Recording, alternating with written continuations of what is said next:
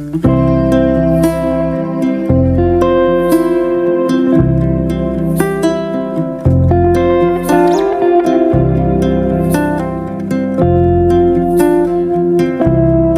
बच्चों, कक्षा में आपका पुनः स्वागत है। आज की कक्षा में हम हिंदी पाठ्य पुस्तक भाषा माधुरी के पाठ 4 का अध्ययन करेंगे, जो कि एक कविता है और इसका शीर्षक है चींटी ने पाठ पढ़ाया। तो मैं आपको बता रही हूँ कि इस कविता में एक गप्पू नाम का हाथी है जो बहुत ही शैतान है और सबको परेशान करता रहता है। यहाँ तक कि उससे सब जंगल के जानवर भी परेशान हो जाते हैं। लेकिन अंत में उसे एक चींटी किस तरह से सबक सिखाती है और उससे उसकी गलती मनवा कर ही रहती है। तो देखिए, यह कविता केवल पढ़ने के लिए है। तो आइए अब हम कविता का वाचन करते हैं। गप्पू हाथी थे बड़े उत्पाती, वैसे ही थे उनके साथी। ये जंगल में करते थे मनमानी, चलते थे जैसे राजा अभिमानी।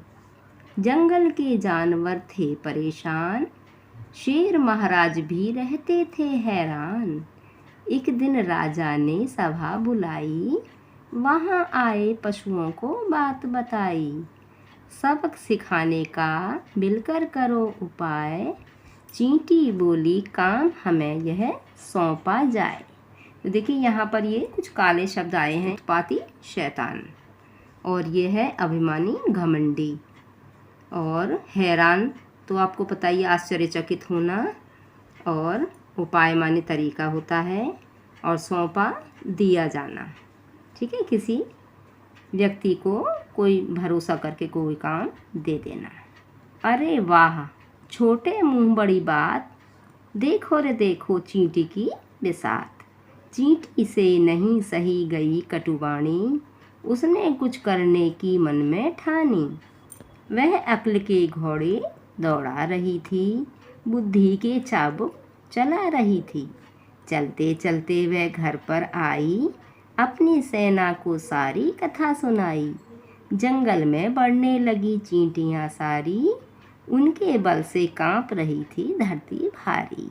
चींटी बहुत छोटी होती है तो सबने उसका मजाक उड़ाया और सब कहने लगा, अरे देखो रे देखो, ये छोटी सी चींटी है और इसे अपनी औकात का पता नहीं है, क्षमता का पता नहीं है, और ये किस तरह बात कर रही है। लेकिन चींटी से उनकी जो कठोर वाणी थी वो नहीं सही गई थी, और वह सोच रही थी कि मुझे क्या करना चाहिए। ये मन ही मन में अक्ल के घोड़े दौड़ाना, मन मन में सोचना। फिर वह घर पर आई और अपनी सेना, चींटियाँ बहुत सारी होती हैं तो उनको अपनी सारी कथा सुना दी। फिर वो चींटियाँ एक साथ जंगल में झुंड के झुंड में चलने लगीं, उनके बल से काँप रही थी धरती भारी। और बच्चों, यहाँ पर थोड़ी सी कल्पना में ये बता दिया है कि चींटियाँ बहुत छोटी होती हैं, हल्की होती हैं, तो धरती तो काँप नहीं सकती, लेकिन ये कल्पना का प्रयोग करके थोड़ा सा इसको बढ़ा चढ़ा कर बताया जाता है। वहाँ पहुँच उन्होंने गप्पू को ललकारा, उसकी हरकत पर उसे खूब धिक्कारा। गप्पू बोला, जो भी है सामने आओ, अपना काला मुंह मुझे दिखाओ। यह सुन चींटी ने एक तमाचा मारा, हल्का नहीं वह था बहुत करारा। उसने दमादम गप्पू पर लातें बरसाईं, गप्पू रोया पर उसे दया नहीं आई। देखिए, वहाँ पहुँचकर किसने गप्पू को ललकारा? चींटियों ने, और उसकी हरकत पर उसे धिक्कारा, अर्थात उसको खूब बुरा भला कहा। अब गप्पू बोला कि जो भी है सामने आओ और अपना काला मुंह मुझे दिखाओ। फिर चींटी ने सुनकर उसको एक तमाचा मारा, और जो कि बहुत ही तेज था। उसने दमादम गप्पू पर लातें बरसाईं और गप्पू रोने लगा, पर चींटी को बिल्कुल भी दया नहीं आई। यहाँ पर भी देखिए थोड़ी कल्पना की गई है, क्योंकि चींटी तो बहुत छोटी होती है, अब वो उसकी लात भी बहुत छोटी होती है। ठीक है। फिर धीमे धीमे सूंड में सेंध लगाई, डंक मार मार कर उसकी सूंड सुजाई। गप्पू करता था दर्द से हाय भैया, मुझे चींटी से बचाओ मेरी मैया। बोली, अब नहीं करना जंगल में उत्पात, लगा अड़ंगी गिरा दूंगी अगर किया उत्पात। कान पकड़ वह बोला, गलती नहीं दोहराऊंगा, नहीं करना उत्पात, अपने बच्चों को भी समझाऊंगा। अब देखिए फिर चींटी ने क्या किया, धीरे धीरे उसकी सूंड में घुस गई। सेंध लगाना, उसमें घुस जाना, छेद कर लेना, और डंक मार मार कर उसकी सूंड को सुझा दिया। अब जब उसकी सूंड में दर्द होने लगा तो वो गप्पू चिल्लाने लगा, हाय भैया, और मुझे चींटी से बचाओ मेरी मैया। फिर उसने कान पकड़ लिए और कहा कि अब जंगल में मैं शैतानी नहीं करूँगा। मतलब चींटी ने उससे कहा कि अब जंगल में कभी भी आप शैतानी नहीं करोगे, और नहीं तो मैं तुम्हें टांग में टांग अड़ाकर गिरा दूँगी। अड़ंगी लगा देना, टांग से गिरा देना अगर आपने फिर ऐसी शैतानी की। तो फिर गप्पू ने अपने कान पकड़कर अपनी गलती स्वीकार कर ली, और वह बोला कि मैं अपनी इस गलती को कभी भी नहीं दोहराऊंगा, और अपने बच्चों को भी यह समझा दूंगा कि अब आप कभी भी इस तरह की शैतानी मत करना। तो बच्चों, इस कहानी से हमें क्या शिक्षा मिलती है कि हमें किसी को कभी भी परेशान नहीं करना चाहिए। ठीक है, तो आपको ये कविता बहुत अच्छी लगी होगी, बहुत शिक्षाप्रद कविता है।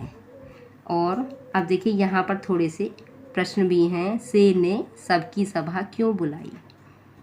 तो देखिए, जैसा कि आपने इस कविता में सुना है अभी, जंगल के सारे जानवर हाथी से परेशान थे क्योंकि वो सबको परेशान करता था। तो शेर ने सबकी सलाह जानने के लिए, राय जानने के लिए एक सभा बुलाई।